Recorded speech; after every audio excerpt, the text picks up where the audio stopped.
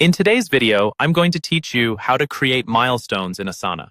Milestones are a fantastic way to track the progress of your projects, and they act as key checkpoints or touchpoints in your workflow. Let's dive into the process to make sure your project stays organized and on track. First, you'll want to open your Asana workspace and navigate to the specific project where you'd like to create milestones. Once you're in the project view, look for the Add Task button, typically displayed at the top of the task list. Click on this button to start creating a new task. Now, here's a crucial tip. Naming your milestone clearly and descriptively will make it stand out. For instance, instead of naming it something vague like Finish Project, consider Complete Initial Draft or Submit Final Report. Once you've named your milestone, you need to transform it from a regular task into a milestone. Click on the task you've just created. A detailed view of this task will open on the right side of your screen. There you'll find an option labeled Mark as Milestone. Clicking this will change the task icon from a circle to a diamond, visually distinguishing it as a milestone.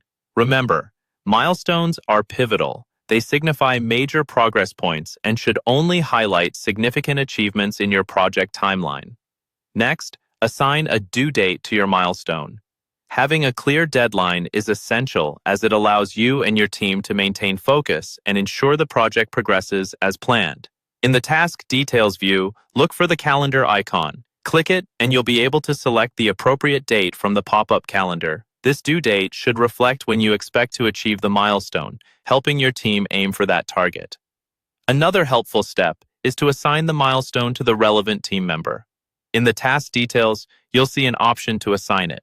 Click on it and choose the person responsible for overseeing that particular milestone.